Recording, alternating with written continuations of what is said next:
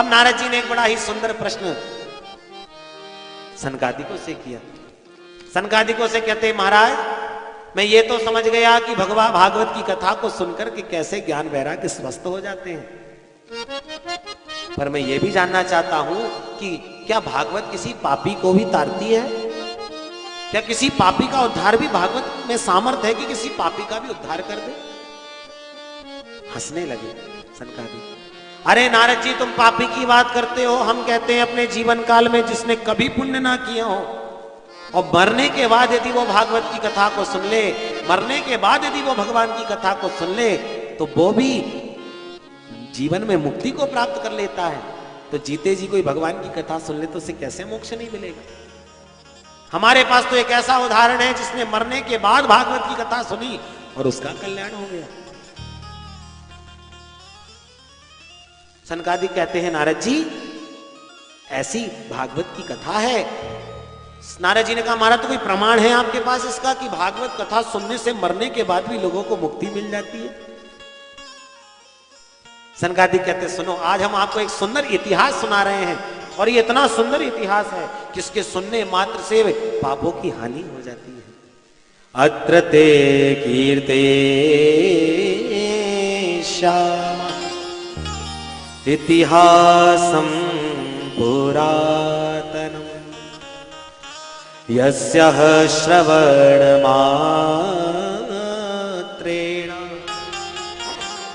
पापहानि प्रजायते।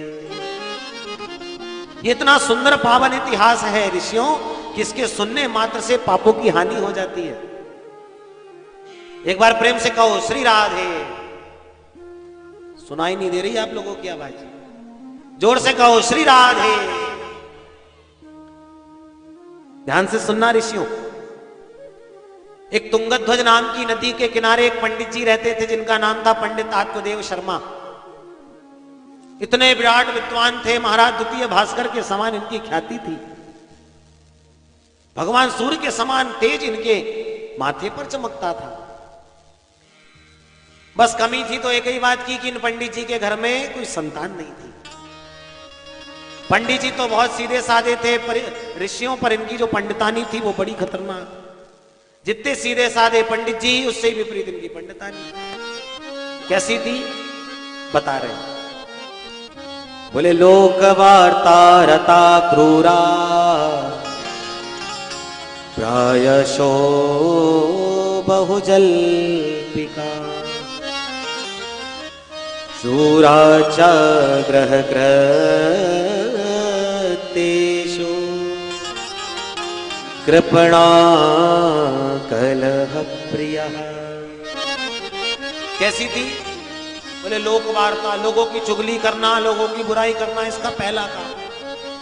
जब तक पड़ोसन से लाठी चार्ज ना हो जाए तब तक खाना ही हजम ना होवे महाराज, ऐसी पंडितानी। और धुंधली इनका नाम था। और लोग जब ये लड़ने का इसका स्वभाव था ना, तो कुछ महिलाओं ने तो इससे बात करना ही बंद कर दिया। ये बड़ी लड़ती झगड़ती है, इससे बात ही मत कर। और जब लोगों ने लड़ना झगड़ना बंद कर दिया, बातचीत करनी बंद कर दी, तो ये अनायास ही लोगों से लड़ने लग जाती। पहले के जमानों में आग मांगने का काम चलता था। जब माताओं का भोजन बन जाता था चूल्हे में, तो आग को दबा करके रख देती थी। और जब जलाना होता था तो आग को बढ़ा करके, लकड़ी लगा करके फूंक मारती थी तो आग जल जाती थी। एक दिन धुंधली महाराज अपनी पड़ोसन के यहां पर आग मांगने चली गई। पड़ोसन ने कहा, आओ आओ धुंधली, आज कैसी चली आई? बोले, बहन मुझे भोजन बनाना, तो आग मांगने आई हूं, तो इन्हें आग दे दे। बोले, ले ले भाई, मैं दे देती हूँ। कैसे लेगी, काहे में लेगी? तो अपनी साड़ी का पल्लू आगे कर दिया। बोले, इसमें डाल दे। पड़ोसन बोली, तेरी मत्ती मारी गई है, तू साड़ी में आग लेगी तो आग साड़ी ना जल जाएगी तेरी। सोई लड़ना शुरू, तू मुझे ज्ञान दे रही है, मुझे सिखाएगी कैसे आग लेना चाहिए, लड़ाई करने। प्रत्येक बात में जो लड़ते ही रहे, झगड़ते ही रहे, महाराज भाई को नाम तो धुंधली है, जिसको हमेशा धुंधला ही धुंधला दिखता है।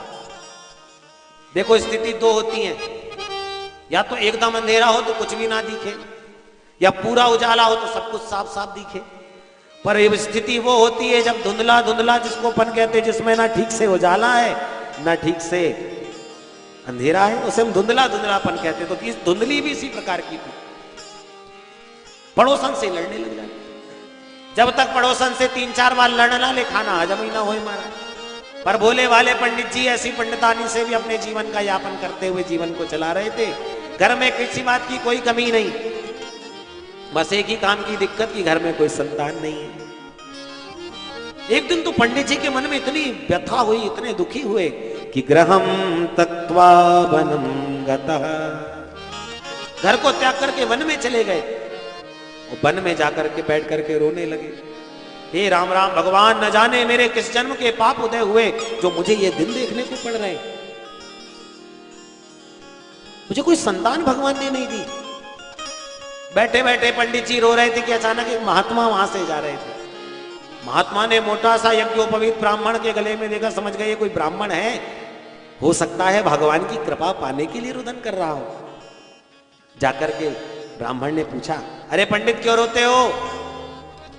कथम रोदसी बे प्रत्वम काते चिंता बलीयसी पदत्वम सत्वरम मह्यम स्वस्य दुःखस्य कारणम्। अरे ब्राह्मण क्यों रो रहे हो? सत्वरम मत, शीघ्र में बताओ कौन सी चिंता तुम्हें सता रही है? ब्राह्मण रोता रोता बोला, क्या बताऊं महाराज, न जाने मेरे कौन से जन्म के पाप उदय हो गए महाराज। मेरे घर में किसी बात की कोई कमी नहीं, बस समस्या है तो संतान की। मेरे घर कोई संतान नहीं है, मैं बड़ा ही दुखी रहता हूं महाराज। घर में एक गाय पाली, उसको भी कोई बछड़ा नहीं होता। घर में एक पेड़ लगाया, उसमें भी फल नहीं होते। तो महाराज बैठा बैठा एक ही चिंता कर रहा हूं कि मेरी कब संतान होगी, मेरे घर कब पुत्र होगा। ब्राह्मण सोचने लगे, संत सोचने लगे, राम राम, हम तो सोच रहे थे कोई बैठा बैठा भगवान की प्राप्ति के लिए रो रहा होगा, पर यह तो पुत्र पौत्र आदि के लिए रो रहा है, क्या करें? समझाने लगे, रे ब्राह्मण, ये बेटा बेटियों के चक्कर में मत पड़ो। राजा सगर के 60,000 पुत्र थे, पर किसने साथ दिया? सब भस्मीभूत हो गए। अरे ये बेटा बेटी कोई चक्कर में नहीं आते, इस संसार में कोई भी काम नहीं आता भगवान के अलावा। इसलिए सुखमस्ती विरक्तस्य मुनिरे एकांत जीवना, एकांत में शांत नितांत बैठ करके भगवान का भजन करो, यही सार है, बाकी सब बेकार है। ब्राह्मण बोला, सुनो महात्मा जी, ऐसे बड़े बड़े उपदेश देना मुझे भी खूब आता है।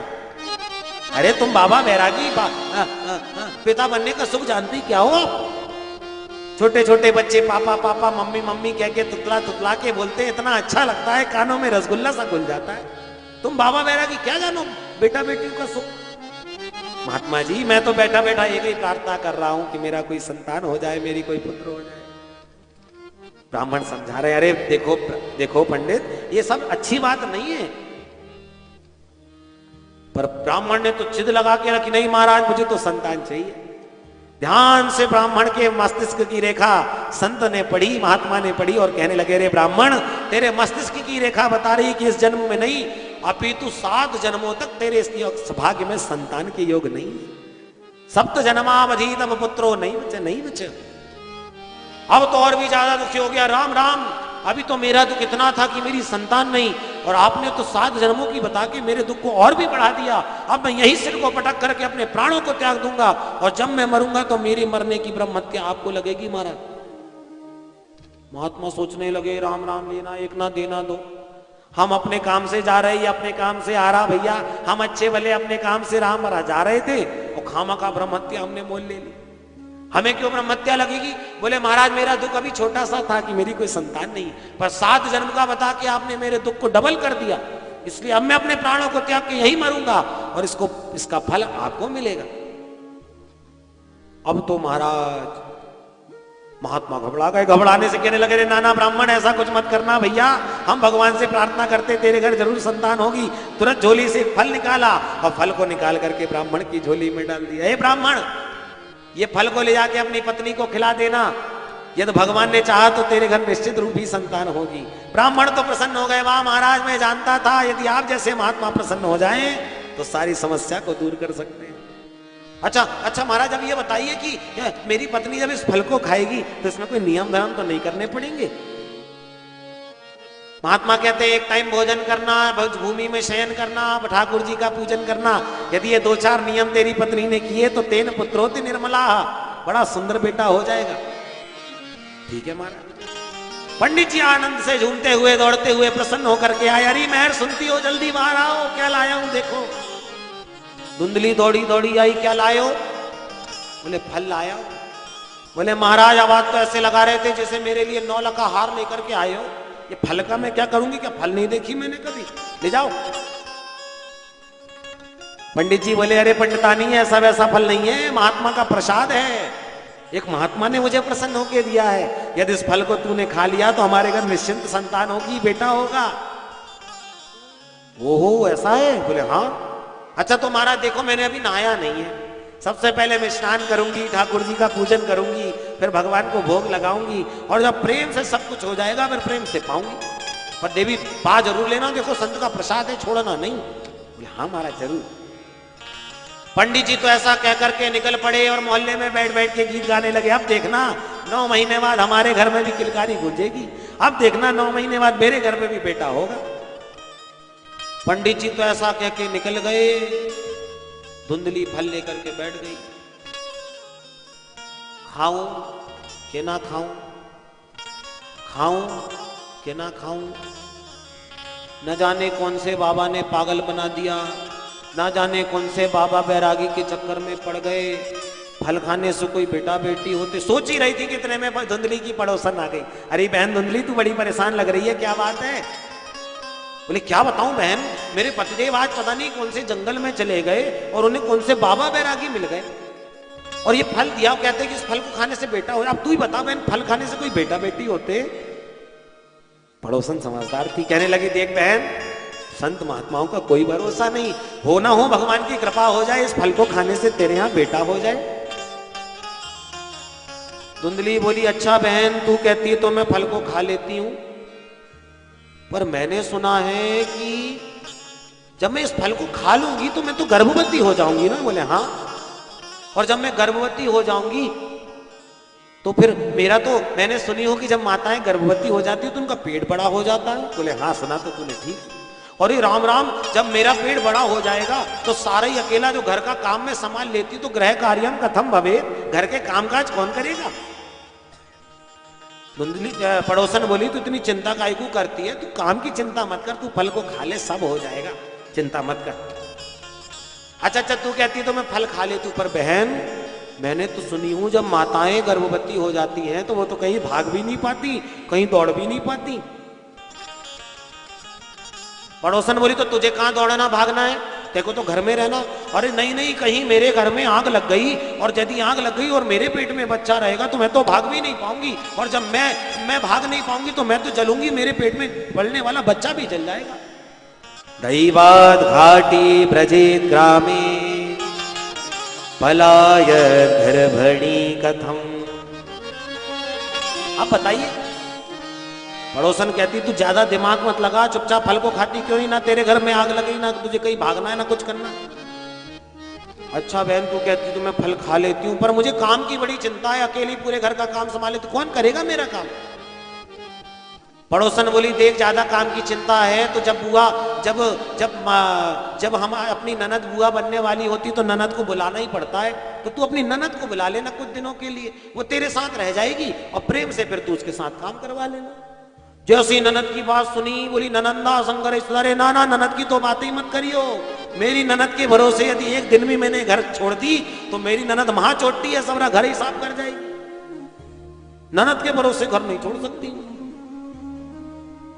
ननंदा संगर सदा। एक दिन एक बच्चा बैठा बैठा अपने पिताजी के पास आया और पिताजी से आके बोला पिताजी हमारी जो बुआ जी हैं आपकी बहन, वो कोई नाटक कंपनी में भाग ली है क्या, कोई नाटक करती हैं क्या? बोले नहीं तो। बोले ओ आज सवेरे से मम्मी को जैसे ही पता लगा ना कि बुआ जी आ रही है तो मम्मी कहती अब तेरी बुआ आ रही है, अब घर में नाटक होंगे। तो मैं वही सोच रहा था कि कौन सी नाटक कंपनी में भाग ली है बुआ ने। प्रेम से कहो श्री राधे। ननंदा संघर सदा अरे राम राम ननद की तो तू बहनवाद मत करियो, मेरी ननद वहां छोटी है, वो सब लोग घर हिसाब कर जाएगी, मैं अकेले ही काम कर लूंगी, पर मैं अपनी ननद को ना बुलवा दूंगा। अरे बहन तू ज्यादा फालतू की बातें मत कर, चुपचाप फल को खाती क्यों नहीं है? अच्छा बहन तू कहती है तो मैं फल खाई लेती हूँ, पर मैंने सुनी हूं कि सुखदेव जी महाराज अपनी माता के गर्भ में 12 वर्ष तक रहे। बोले हाँ बहन सुना तो तूने ठीक है। अरे राम राम मेरा बच्चा मेरे गर्भ में कहीं 2 साल ही रह गया तो मेरे तो प्राण ही निकल जाएंगे। पड़ोसन बोली राम राम तू कितना सोच रही, तो इतनी बातें क्यों कर रही, चुपचाप फल को खाती क्यों नहीं है? पड़ोसन बोली धुंधरी बोली ठीक है बहन तू कहती है तो मैं फल खा लेती हूँ, पर मैंने सुनी हूँ कि जब बच्चे हो जाते तो लालने पालने दुखम प्रसूता याश्च वर्तते, बच्चों का लालन पालन पोषण राम राम कितना करना पड़ता है, ये सब मेरे से कैसे होगा? पड़ोसन समझ गई, कहने लगी अरे बहन तुझे खाना है तो खा, नहीं खाना तो मत खा, मेरा दिमाग मत खा, मैं तो चली।